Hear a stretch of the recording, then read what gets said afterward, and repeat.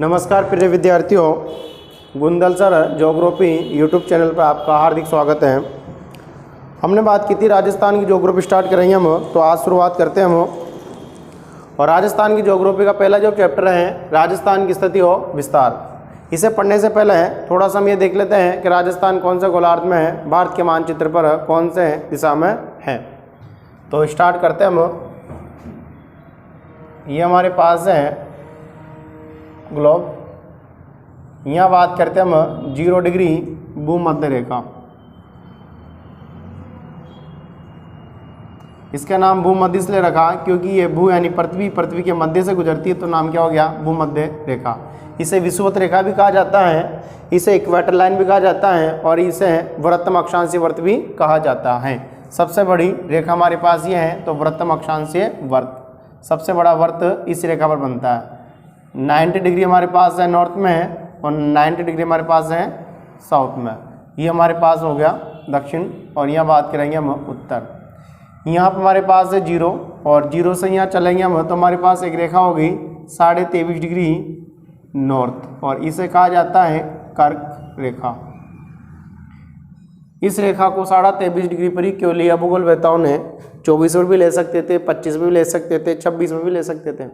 याद रखना इसलिए लिया क्योंकि पृथ्वी का झुकाव कितने डिग्री है, 23.5 डिग्री, तो इसीलिए इस रेखा को लिया हमने 23.5 डिग्री पर। और यहाँ बात करेंगे हम, हमारे पास यहाँ एक और रेखा है 23.5 डिग्री साउथ और इसे कहा जाता है मकर रेखा। तो ये जो रेखा हमने खींची है, याद रखें ये अक्षांश रेखा हमारे पास, अक्षांश रेखा ये सब। तो 90 नॉर्थ में 90 साउथ में हमारे पास है। नेक्स्ट आगे बात करते हैं, हमारे पास यहाँ पे है जो भारत है वो यहाँ पे है। भारत की जो स्थिति है वो यहाँ पे है, ये भारत है। यानी लगभग कर्क रेखा भारत के मध्य से गुजरती है। कर्क रेखा लगभग भारत के मध्य से गुजरती है। तो भारत जो कौन से गोलार्ध में हो चुका है, उत्तर गोलार्ध में। और यहाँ बात करें तो हमारे पास ये है दक्षिणी गोलार्ध। यानी भूमध्य रेखा इस ग्लोब को 2 भागों में बांटती है। जो क्षेत्र उत्तर में है उनके साथ उत्तरी अक्षांश आएगा और जो दक्षिण में है उनके साथ दक्षिणी अक्षांश आएगा। तो भारत उत्तर में है तो हमारे पास उत्तरी अक्षांश आता है। इसी तरह से बात करते हैं हम यहाँ पे देशांतर की। देशांतर 0 डिग्री ग्रीनविच रेखा। इस रेखा को प्रधान यामोत्तर रेखा भी कहा जाता है और 0 डिग्री को अंतर्राष्ट्रीय समय रेखा भी कहा जाता है। इस रेखा से भारत का समय आगे है, याद रखना 5.5 घंटे। जब अक्षांश और देशांतर पढ़ेंगे तो मैं आपको ये सिखाऊंगा कि किस तरह से समय निकाला जाता है। यहाँ बात करते हैं पूर्व और यहाँ बात करते हैं पश्चिम। ये तो हो गया हमारे पास पूर्वी गोलार्ध और ये हो गया हमारे पास पश्चिमी गोलार्ध। यानी जो भी देश है इस पूर्वी गोलार्ध में है उनके साथ पूर्वी देशांतर आएगा और जो देश पश्चिमी गोलार्ध में है उनके साथ पश्चिमी देशांतर आएगा। तो बात करते हैं नेक्स्ट, तीसरा डायग्राम लेते हैं हम। दोनों रेखाओं को एक साथ एक ही मैप में दर्शाते हैं। 0 डिग्री 0 डिग्री, ये हो गया हमारे पास ग्रीनविच रेखा जिसे कहा जाता है GMT, ग्रीनविच मीन टाइम। और ये हमारे पास हो गई यहाँ पे है भूमध्य रेखा, इसे विषुवत रेखा भी कहा जाता है, इक्वेटर भी कहा जाता है। और ये हमारे पास यहाँ पे है 23.5 डिग्री नॉर्थ और इसे क्या कहा जाता है, कर्क रेखा। इसे कर्क रेखा क्यों कहा जाता है वो देखेंगे हम, अक्षांश देशांतर पढ़ेंगे वहाँ पे। यहाँ बात करते हैं हम,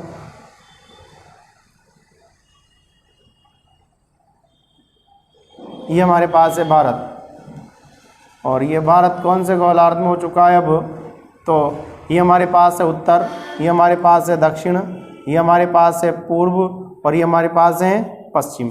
तो भारत की जो स्थिति है उत्तर और पूर्वी गोलार्ध में।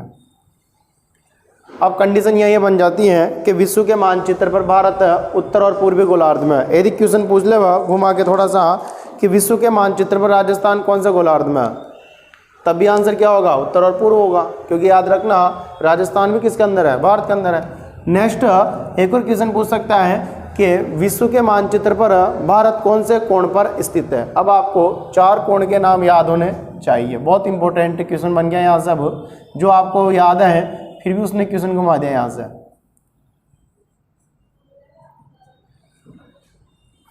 ये हमारे पास है 4 दिशा और 4 की और 4 दिशा बना ली हमने। ये कुल दिशाएं जो हमारे पास होती है 10 होती हैं। 8 आपको यहाँ पर नजर आ जाएगी, 2 हमारे पास आकाश और पाताल। ये दक्षिण और पश्चिम, उत्तर और पश्चिम। उत्तर और जो पूर्व है इसे क्या कहा जाता है, याद रखना, इसे कहा जाता है ईशान कोण। ईशान कोण।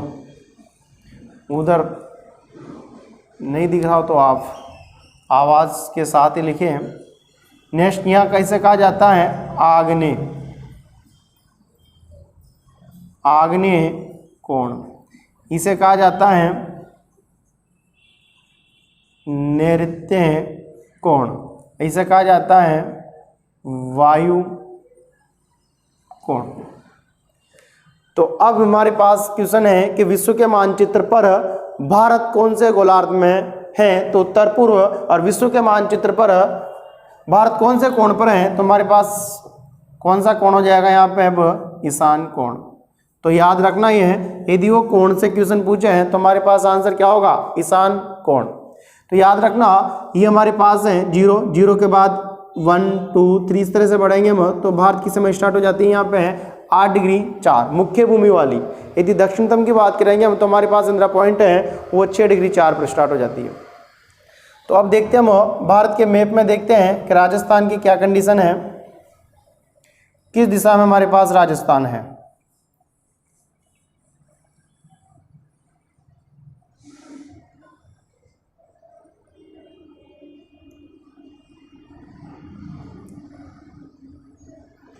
ये भारत का हमारे पास मैप है।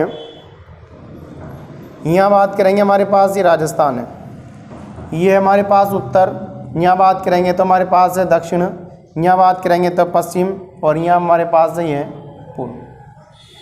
देखिए प्रिय विद्यार्थियों, जो राजस्थान है भारत के मानचित्र पर वह किस दिशा में हो चुका है, उत्तर और पश्चिम में।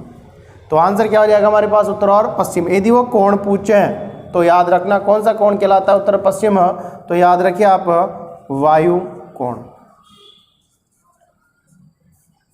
तो याद रखना कि भारत के मानचित्र पर राजस्थान कौन से कोण पर है, तो हमारे पास कौन सा कोण हो चुका है, वायु कोण। अब कुछ बेसिक जानकारियां हैं राजस्थान के संदर्भ में, वह देख लेते हैं हम। यहाँ पे एक एक को लिख देता हूँ मैं। सबसे पहले बात करेंगे कि राजस्थान का सीमांत देश कौन सा है।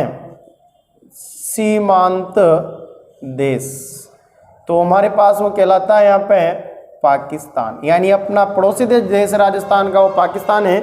जबकि भारत का पड़ोसी देश तो यहाँ पे हमारे पास एक ही नहीं है, भारत के पड़ोसी देश में पाकिस्तान भी है, अफगानिस्तान भी है, चीन भी है, नेपाल भी है, भूटान भी है, म्यांमार भी है, बांग्लादेश भी है, और फिर जल्दी में आ जाता है हमारे पास श्रीलंका। तो यहाँ हम बात करेंगे कि सीमांत जो देश है राजस्थान का वो हमारे पास है पाकिस्तान। राजस्थान के निकटतम जो हमारे पास खाड़ी है वो हमारे पास है यहाँ पे है कच्छ की खाड़ी। कौन सी खाड़ी यहाँ पे है, कच्छ की खाड़ी। और ये कच्छ की खाड़ी किस राज्य में है, गुजरात में हमारे पास। नेक्स्ट आगे बात करें हमारे पास यहाँ पे है कि राजस्थान के जो निकटतम सागर हैं, निकटतम सागर तो हमारे पास वो है यहाँ पे अरब सागर। अरब सागर। आगे चले हम यहाँ पे हैं तो हमारे पास है राजस्थान के निकटतम बंदरगाह कौन सा है, बंदरगाह तो हमारे पास वो है कांडला बंदरगाह।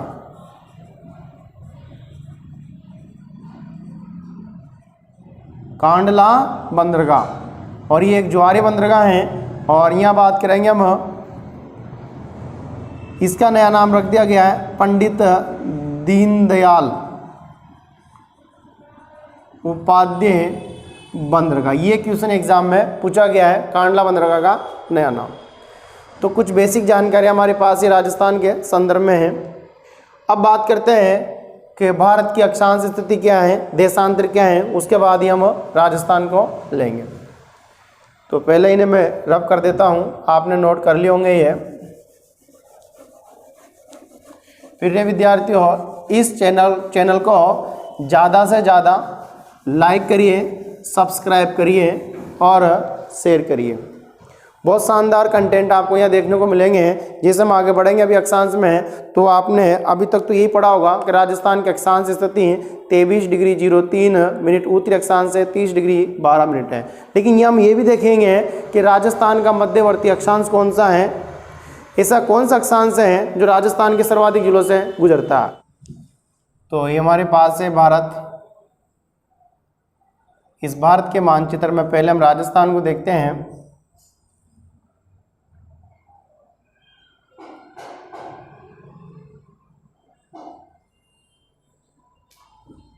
देखिए ये हमारे पास यहाँ पे राजस्थान, ये राजस्थान है।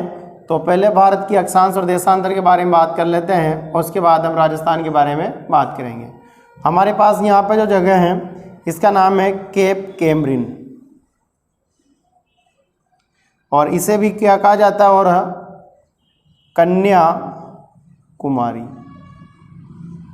और ये हमारे पास है 8 डिग्री 4 मिनट उत्तरी अक्षांश।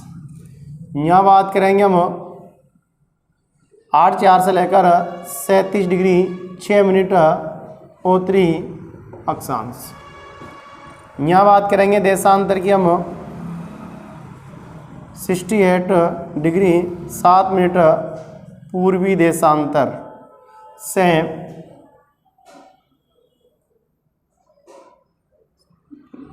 97 डिग्री 25 मिनट पूर्वी देशांतर।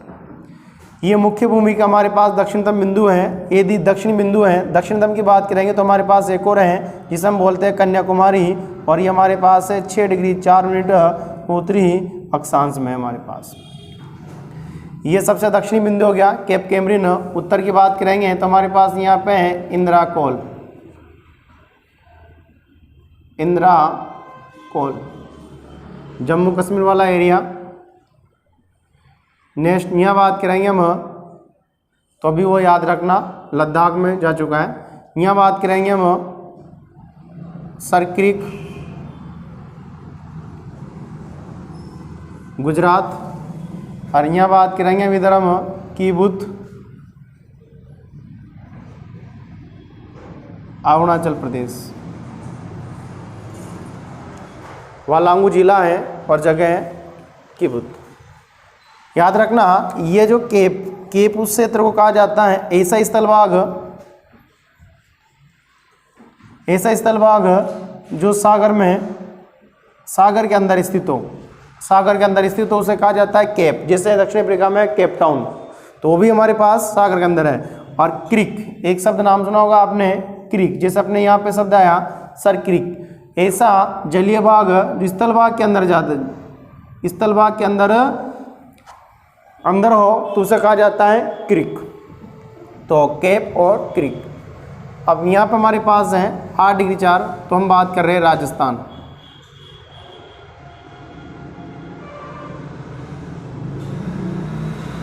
राजस्थान में हमारे पास जो है 23 डिग्री 03 मिनट उत्तरी अक्षांश से लेकर, और यह है 30 डिग्री 12 मिनट उत्तरी अक्षांश।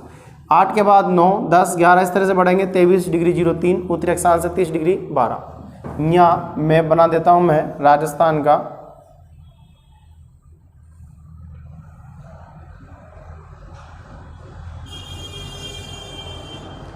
ये राजस्थान का मैप हमारे पास। देखिए आप, राजस्थान की स्थिति विस्तार की बात कर रहे हैं हम, तो सबसे पहले जो अभी बात करेंगे हम वह केवल अक्षांश की बात करेंगे। अभी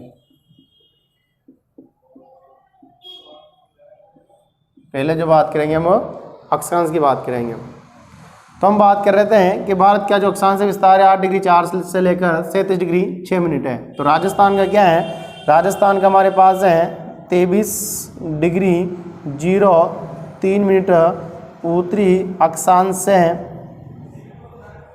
लेकर 30°12' उत्तरी अक्षांश।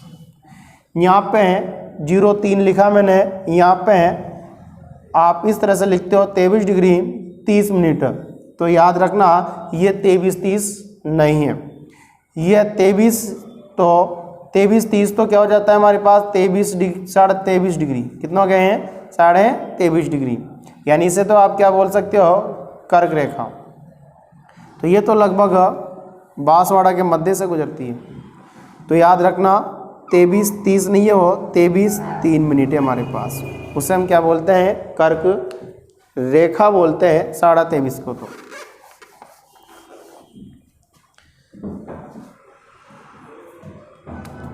तो स्थिति तो हमारे पास हो चुकी ही है कि राजस्थान में अक्षांश स्थिति है 23°03 उत्तरी अक्षांश से लेकर 30°12। कई बच्चों के दिमाग में यह आता है कि सर राजस्थान का दक्षिणी भाग है तो यहाँ पे दक्षिण आना चाहिए। मैं आपको पहले बता चुका कि भारत भूमध्य रेखा के उत्तर में है, इसीलिए हमारे पास यहाँ पे क्या आएगा उत्तरी अक्षांश।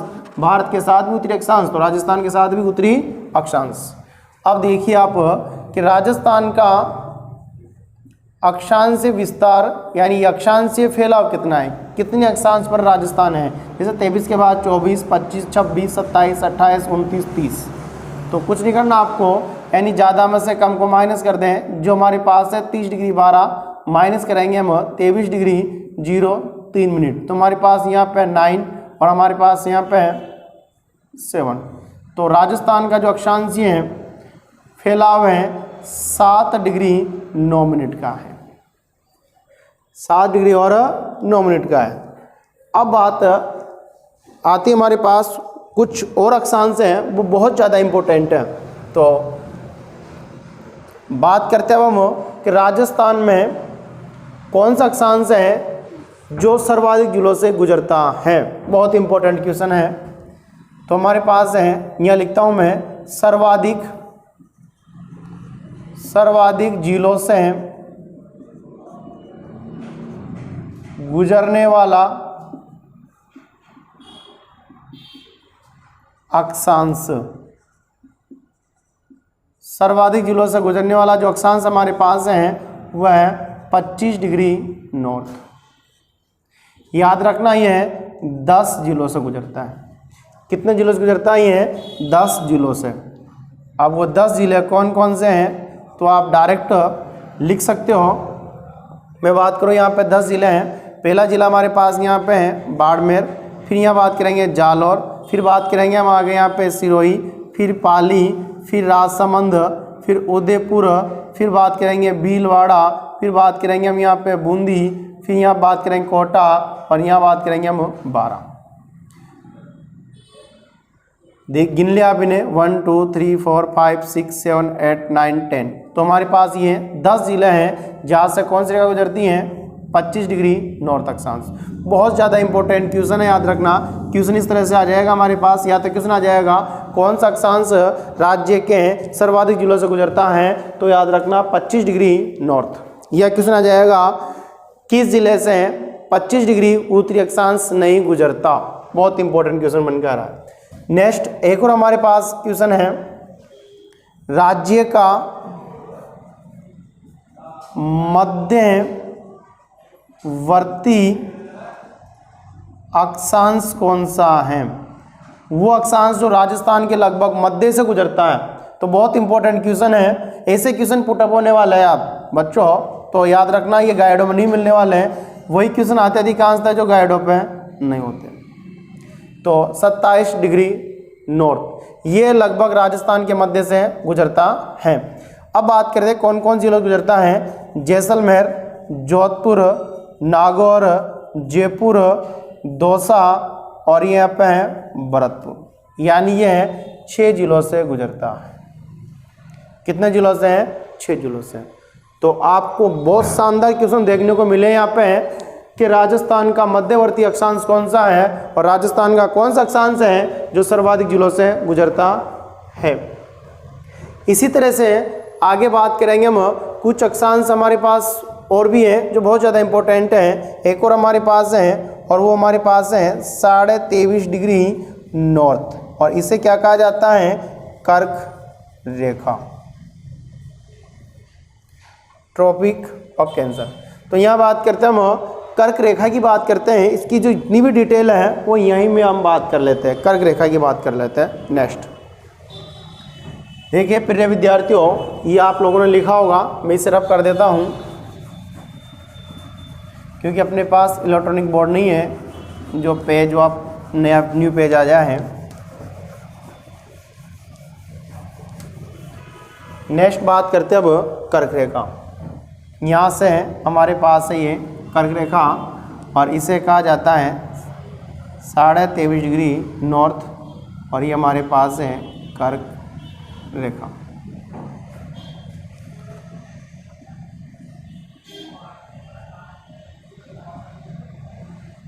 देखिए सबसे पहली बात ये आती है, कर्क रेखा पर सूर्य लंबवत कब चमकता है? तो याद रखना 21 जून को। 21 जून को सूर्य की जो सीधी किरणें पड़ती हैं वो किस रेखा पर पड़ती हैं? कर्क रेखा पर सूर्य की सीधी किरणें पड़ने के कारण ये क्षेत्र में तापमान अधिक होता है, तो हमारे पास यहाँ पे गर्मी का महीना हो जाता है, हमारे पास यहाँ पे जून। नेक्स्ट आगे यहाँ पे बात करें हम, कहा जाता है कि कर्क रेखा की राजस्थान में लंबाई कितनी बताई गई है? तो हमारे पास वो लंबाई कितनी यहाँ पे है? 26 किलोमीटर। नेक्स्ट इस कर्क रेखा से उत्तर की बात करेंगे हम, और ये बात करेंगे यहाँ पे हम दक्षिण की। तो राजस्थान का जो अधिकांश भाग है वह कर्क रेखा के उत्तर में है।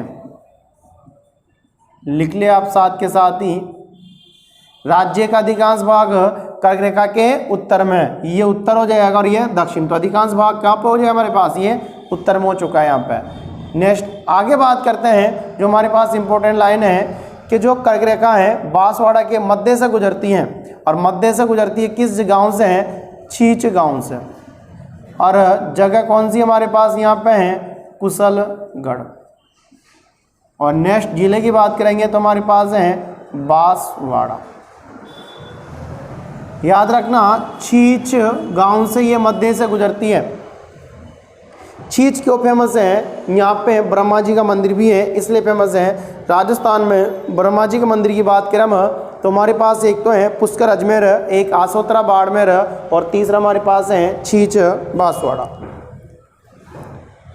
नेक्स्ट आगे बात करूँ मैं कि जो ये हमारे पास है कर्क रेखा, ये डूंगरपुर का एक गांव है चीखली गांव। चीखली गांव को स्पर्श करती हुई गुजरती है, तो ये भी आपको याद रखना है कि डूंगरपुर का कौन सा गांव है हमारे पास? चीखली गांव। बांसवाड़ा ये हमारे पास जिला है बांसवाड़ा, और ये जिला हमारे पास है डूंगरपुर। तो डूंगरपुर का कौन सा गांव हो जाएगा हमारे पास? चीखली गांव। और बांसवाड़ा का कुशलगढ़ तहसील है, और गांव कौन सा है हमारे पास? छींच गांव बांसवाड़ा। आगे बात करते नेक्स्ट बात करते हैं हम सूर्य की जो सीधी किरणें हमारे पास पड़ेगी, सूर्य की सीधी किरणें जो हमारे पास ये पड़ेगी, तो याद रखना कुशलगढ़, यहाँ पे सूर्य की सीधी किरणें पड़ेगी, और जिला वो बांसवाड़ा। और बात करें कि बांसवाड़ा के बाद किस कौन सी जिले का नंबर आता है हमारे पास? तो हमारे पास हुआ डूंगरपुर। और डूंगरपुर के बाद हम बात करें तो हमारे पास वो जिला होता है यहाँ पे है प्रतापगढ़। और प्रतापगढ़ के बाद हम बात करें तो हमारे पास जिला जाता है झालावाड़। इसी तरह से तो हो गया हमारे पास सीधी किरणें। यहाँ बात करें तिरछी किरणें, तिरछी किरणें, तो हमारे पास जो तिरछी किरणों में सबसे पहले तो आप गांव याद रखें, वो गांव का हमारे पास कोणा गांव जो सबसे उत्तर में है, कोणा गांव। और जिला कौन सा जाएगा यहाँ पे है? श्री गंगानगर। श्री गंगानगर के बाद हमारे पास जो जिला होगा वो होगा हनुमानगढ़।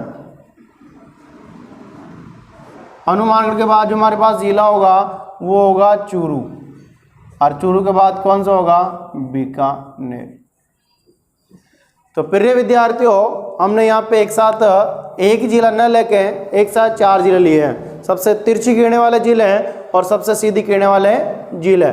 सबसे पहला जो नाम हमारे पास होगा वो होगा कौन सा, यानी बांसवाड़ा, और सबसे तिरछी में जिला का नाम आएगा श्रीगंगानगर। आगे चलते हैं, नेक्स्ट बात करते हैं हम कि कर्क रेखा के सबसे नज़दीक जिला मुख्यालय कौन सा है। सबसे नज़दीक जिला मुख्यालय तो हमारे पास होगा बांसवाड़ा। सबसे दूर जिला मुख्यालय कौन सा है, सबसे दूर जिला मुख्यालय तो हमारे पास वो होगा श्री गंगानगर। तो प्रिय विद्यार्थियों, ये कर्क रेखा की जो जानकारियाँ थी मैंने आपको संपूर्ण जानकारियाँ यहाँ पे बताई। तो याद रखना, कर्क रेखा ट्रॉपिकल ऑफ कैंसर, तो इसकी क्या विशेषता है हमने कंप्लीट देखा है। नेक्स्ट आगे बात करते हैं हम, ये तो होगी हमारे पास अक्षांश के बारे में जानकारी। तो एक तो हमने अक्षांश में याद रखना यहाँ पे, एक तो बात की थी हमने 25 डिग्री नॉर्थ अक्षांश जो राज्य है के सर्वाधिक जिलों से गुजरता है। एक हमने बात की यहाँ पे 27 डिग्री नॉर्थ अक्षांश जो राज्य का मध्यवर्ती अक्षांश है, और एक हमने बात की यहाँ पे 23.5 डिग्री नॉर्थ अक्षांश जिसे कहा जाता है कर्क रेखा। तो 3 इंपॉर्टेंट हमारे पास यहाँ। नेक्स्ट बात करते हैं हम विद्यार्थियों, देशांतर रेखाओं की बात करते हैं। हमारे पास जो यहाँ पे गांव है इसका नाम है कटरा गांव, और हमारे पास जो यहाँ पे गांव है इसका नाम है हमारे पास सिलाना। सबसे पूर्वी गांव कौन सा हमारे पास सिलाना, और सबसे पश्चिमी गांव कौन सा हमारे पास यहाँ पे कटरा। जिले की बात करेंगे तो जैसलमेर, और यहाँ जिले की बात करेंगे तो हमारे पास कौन सा हो जाएगा धौलपुर। देशांतरी जो हमारे पास स्थिति है राजस्थान की वो देखते हैं हम 69 डिग्री 30 मिनट पूर्वी देशांतर से 78 डिग्री 17 मिनट पूर्वी देशांतर।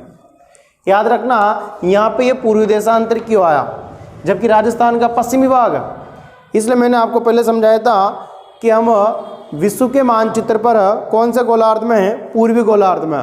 पूर्वी गोलार्ध में होने के कारण हमारे पास यहाँ पे क्या आएगा, पूर्वी देशांतर आएगा, क्योंकि अक्षांश और देशांतर का निर्धारण किसी स्टेट से है, किसी कंट्री से नहीं है, यानी ग्लोब से है। तो अब बात करते हैं हम, ये तो होगी देशांतर स्थिति। अब बात करते हैं कि राजस्थान का देशांतरी फैलाव कितना है, कितने देशांतर पर राजस्थान फैला हुआ है। तो उसी की बात करते हैं हम विस्तार की, राजस्थान का विस्तार।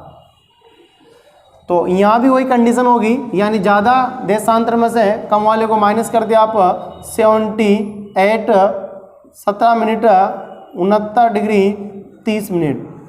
अब ये साधारण तरीके से माइनस नहीं होगा, यहाँ पे हमारे पास मिनट और हमारे पास यहाँ पे डिग्री। याद रखना 1 डिग्री बराबर कितना होता है, 60 मिनट होता है। 1 डिग्री बराबर कितना होता है, 60 मिनट। जैसे आपने एक यहाँ से लिया, जैसे आपने एक यहाँ से लिया तो यहाँ पे कितना जाएगा, 60 जाएगा। 60 में प्लस कर दिया आप कितने 17, तो कितने हो गए 77। इस 77 में माइनस करेगा आप कितने 30, तो कितने बचेंगे हमारे पास यहाँ पे 47 मिनट। और यहाँ पे हमारे पास है 7, और यहाँ से 17 में से 9 जाएगी तो हमारे पास यहाँ पे है 8। तो राजस्थान का जो हमारे पास है देशांतरी है फैलाव या देशांतरी है विस्तार, वो कितना हो जाएगा 8 डिग्री 47 मिनट। नेक्स्ट प्रिय विद्यार्थियों, अब हमारे पास यहाँ भी कुछ देशांतर बहुत इंपॉर्टेंट हैं, वो आपको याद रखना है। देखते हैं कौन कौन से हमारे पास हैं। ऐसे कौन से देशांतर हैं जो केवल एक ही जिलों से गुजरते हैं। तो मैं बात करता हूं एक ही जिले से गुजरने वाले देशांतर। राजस्थान के केवल एक ही जिले से गुजरने वाले देशांतर कौन कौन से हैं। तो हमारे पास याद रखना, एक तो देशांतर है 70, और एक हमारे पास यहाँ पे है 78। ये जो हमारे पास एक ही जिलों से गुजरता है, और वो हमारे पास जिला कौन सा है, जैसलमेर। और ये हमारे पास जिला कौन सा है, धौलपुर। तो याद रखिए बहुत इंपॉर्टेंट क्वेश्चन है, यहाँ से क्वेश्चन पुटअप होने के ज़्यादा चांस होते हैं क्योंकि ये तो नॉर्मल सी बातें हैं, सभी को याद है कि राजस्थान का देशांतर विस्तार क्या है। राजस्थान का कौन सा जिला है उससे सर्वाधिक देशांतर गुजरते हैं, तो बात करते हैं हम सर्वाधिक देशांतर गुजरने वाला जिला, तो हमारे पास उस जिले का नाम है जैसलमेर। जैसलमेर जिले से सर्वाधिक देशांतर गुजरते हैं और यहाँ देशांतर हैं 70, नेक्स्ट 71 और 72। ये तीनों देशांतर याद रखना। राजस्थान का एकमात्र जिला है जैसलमेर जहाँ से सर्वाधिक देशांतर गुजरते हैं। नेक्स्ट आगे बात आती है कि राजस्थान का मध्यवर्ती देशांतर कौन सा है। मध्यवर्ती देशांतर तो हमारे पास है 74 डिग्री पूर्वी देशांतर, ये राज्य का मध्यवर्ती देशांतर है। यहाँ बात करते हैं कि ये देशांतर कौन कौन से जिलों से गुजरता है, तो देखिए आप कौन कौन जिलों से गुजरता ही है। पहला जिला हो गया हमारे पास यहाँ पे है श्री गंगानगर, दूसरा जिले की बात करेंगे बीकानेर, फिर हम बात करेंगे यहाँ पे है नागौर, फिर हम बात करेंगे यहाँ पे है जोधपुर, फिर यहाँ बात करेंगे पाली, पाली के बाद हमारे पास है राजसमंद, उदयपुर, और उदयपुर से फिर चलेंगे हम तो हमारे पास यहाँ पे है डूंगरपुर। इन 8 जिलों से गुजरता है हमारे पास कौन सा देशांतर, 74, 8 जिलों से गुजरता है। तो राजस्थान का मध्यवर्ती जो हमारे पास देशांतर कौन सा हो गया 74, और राजस्थान का जो मध्यवर्ती अक्षांश था कौन सा था 27। तो क्वेश्चन ये बनता है कि राजस्थान का मध्यवर्ती देशांतर और राजस्थान का मध्यवर्ती अक्षांश कौन से जिले से क्रॉस होते हैं, आपस में मिलते हैं। बहुत इंपॉर्टेंट क्वेश्चन है ये। तो बात करते हैं हम कौन से जिले से क्रॉस होते हैं ये दोनों देशांतर।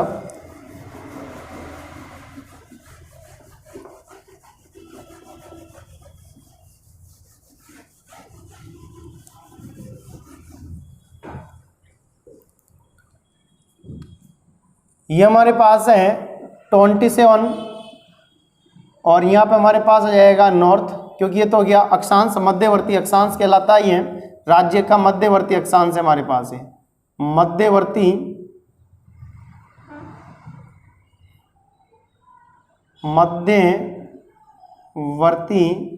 अक्षांश,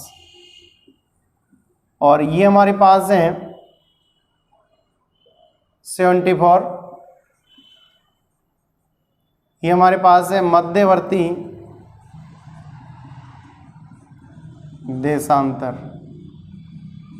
इन दोनों का जो आपस में मिलन है वो किस जिले में है, तो याद रखना वो हमारे पास जिला है यहाँ पे अब नागौर। कौन जिला ये नागौर, और यहाँ बात करें हम मकराना, किस तहसील से ये है मकराना। व्हाइट संगमरमर के लिए पूरे भारत में फेमस है मकराना नागौर, और डेगाना नागौर क्यों फेमस है टंगस्टन के लिए।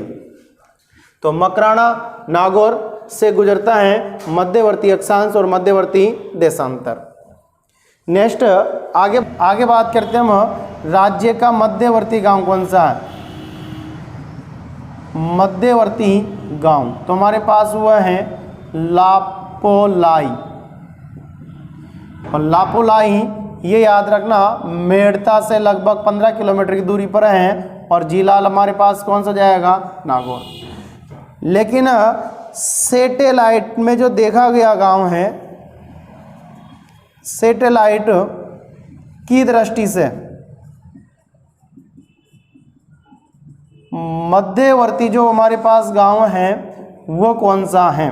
सैटेलाइट की दृष्टि से है मध्यवर्ती जो हमारे पास गांव है वो हमारे पास है गगराना, और ये भी हमारे पास मेड़ता के हैं, तहसील में पड़ता है, और जिला कौन सा जाएगा यहाँ पे है नागौर। तो ऑप्शन में या तो लापोलाई मिलेगा या आपको गगराना मिलेगा। नेक्स्ट आगे बात करते हैं हम देशांतर पढ़ रहे हैं, तो याद रखना देशांतर जो हमारे पास है इंपॉर्टेंट, वो समय की गणना में काम आते हैं। किस में काम आते हैं? समय की गणना करने में। याद रखना, एक देशांतर को सूर्य के सामने से गुजरने में कितना समय लग जाता है? 4 मिनट का समय लगता है। एक देशांतर को सूर्य के सामने से गुजरने में कितना समय लग जाता है? 4 मिनट का समय। कुछ बच्चों के साथ दिक्कत ये है कि ये 4 कैसे आया, तो मैं आपको थोड़ा सा यहाँ समझा देता हूँ ये 4 कैसे आया। हमारे पास कुल देशांतर कितने हैं? 360। 360 देशांतर को पार करने में कितना समय लग जाता है हमें? यानी पूरा एक दिन, लगभग 24 घंटे, यानी 23 घंटे 56 मिनट और 4 सेकंड, तो लगभग 24। यहाँ बात करें 1 डिग्री बराबर 24/360, ये हमारे पास है आवर्स, तो इसे आप मिनट में चेंज कर लेंगे तो 60 से कितनी बार गया? 6 बार। और 1 डिग्री बराबर 6 से आप इसे काट दें कितनी बार? 4 बार। तो 1 डिग्री बराबर कितना आ गया? 4 मिनट। यानी एक देशांतर को सूर्य के सामने से गुजरने में कितना समय लगा? 4 मिनट का। आगे बात करते हैं हम, यानी जो क्षेत्र पूर्व में होगा वहाँ सूर्योदय पहले होगा, और जो क्षेत्र पश्चिम में है वहाँ सूर्योदय बाद में होगा। तो राजस्थान में सबसे पहले जो सूर्योदय होगा वो कहाँ पे होगा? सिलाना। और सबसे बाद में कहाँ पे होगा? कटरा। जहाँ पहले सूर्योदय होगा वहीं क्या होगा हमारे पास? अस्त भी होगा। तो याद रखिए आप इसे, राज्य में सबसे पहले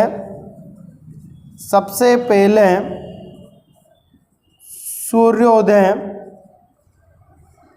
तथा सबसे पहले अस्त। राज्य में सबसे पहले सूर्योदय तथा सबसे पहले अस्त, तो हमारे पास ये है सिलाना। और जिला कौन सा हो जाएगा?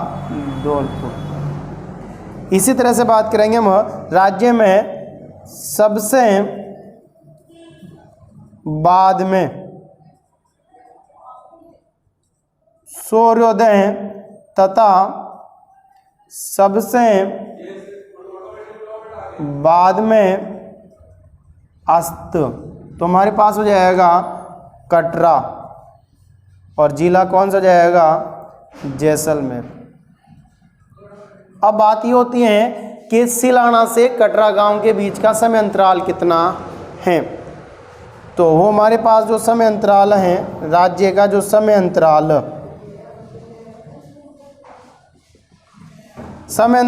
जो समय निकाला जाता है देशांतर से है, तो देशांतर अंतर से समय निकाला जाता है, देशांतर अंतर से।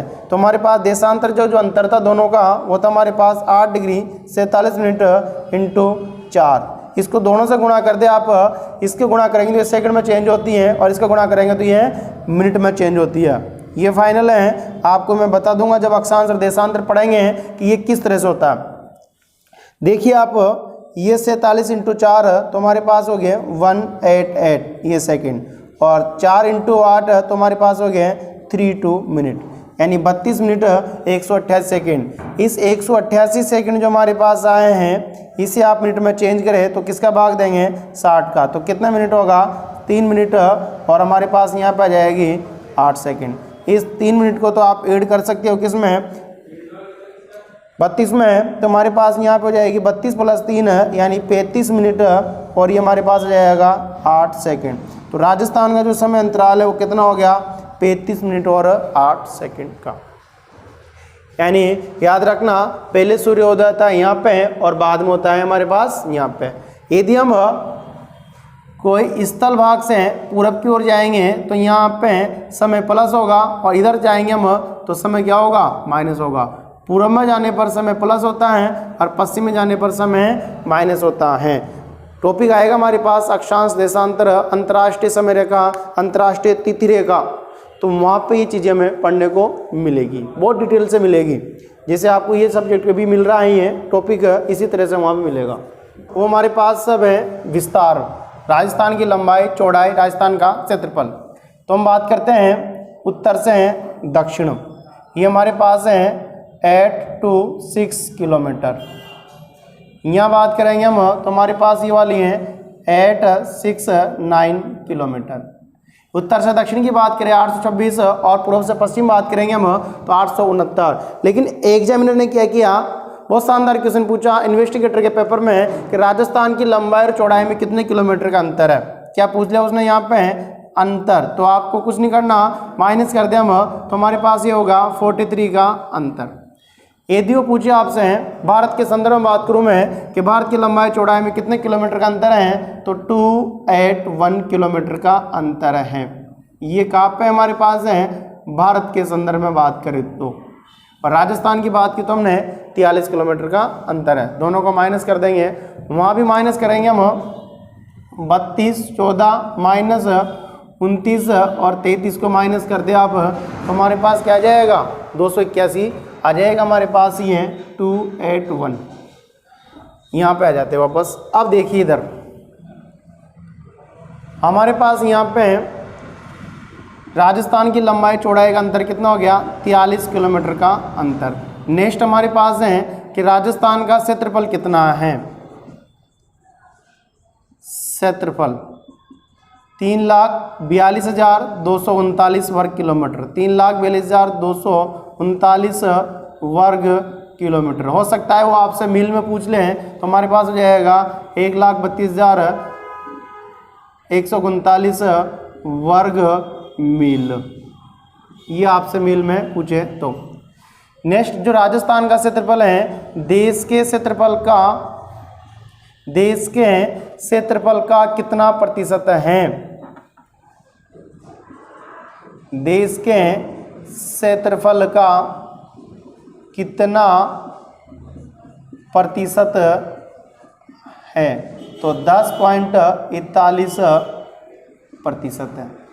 किसका प्रतिशत है, देश के क्षेत्रफल का। देश का क्षेत्रफल कितना है, 32,87,263 वर्ग किलोमीटर।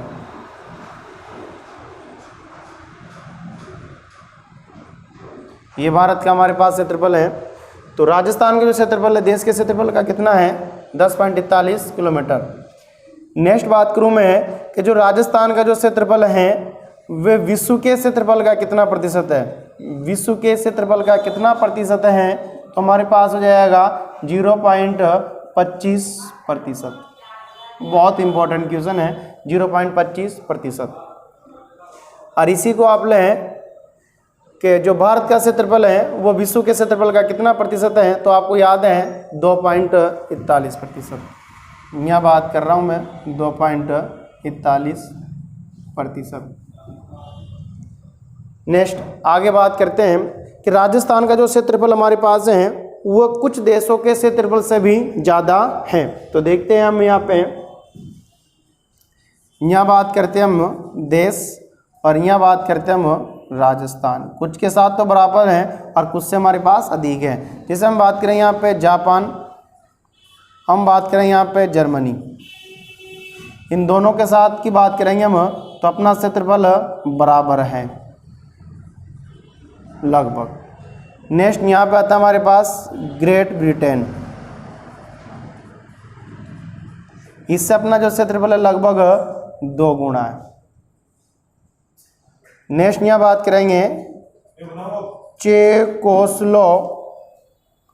चेकोस्लोवाकिया,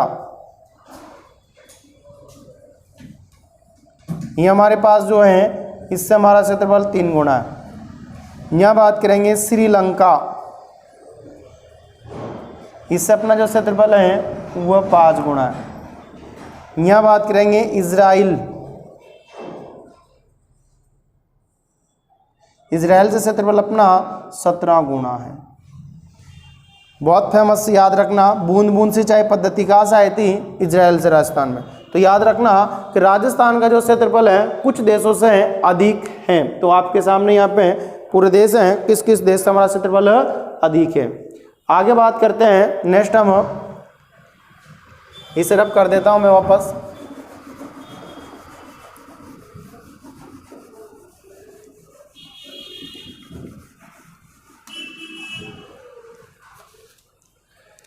राजस्थान की जो हमारे पास आकृति है वह कैसी है, लगभग सभी को याद होगी। विषम कोणीय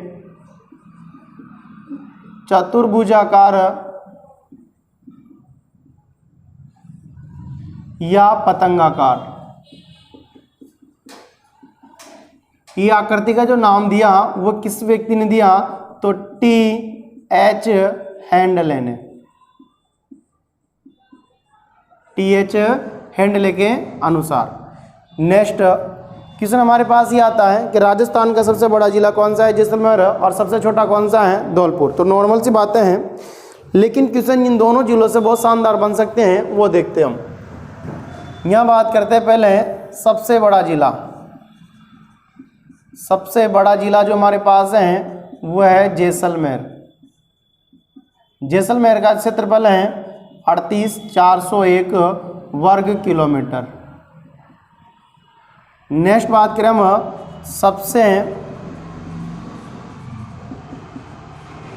छोटा जिला, ये हमारे पास कौन सा है, धौलपुर। इसका क्षेत्रफल हमारे पास है 3,034 वर्ग किलोमीटर।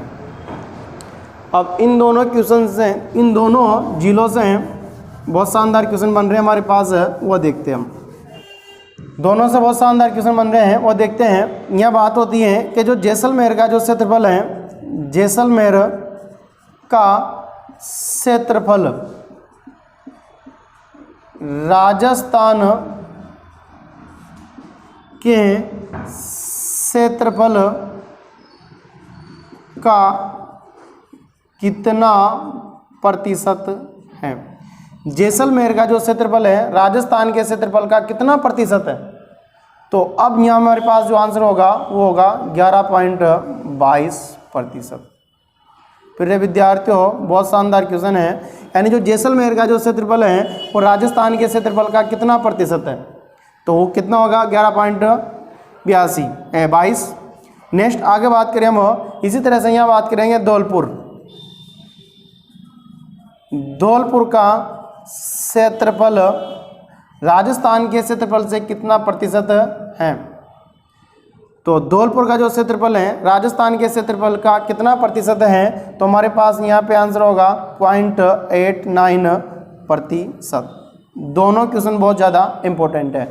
अब दोनों की तुलना में एक और क्वेश्चन बनता है कि जैसलमेर जिला धौलपुर से कितना गुना बड़ा है। जैसलमेर जिला धौलपुर से कितना गुना बड़ा है। तो यहाँ बात करते हैं हम, जैसलमेर जिला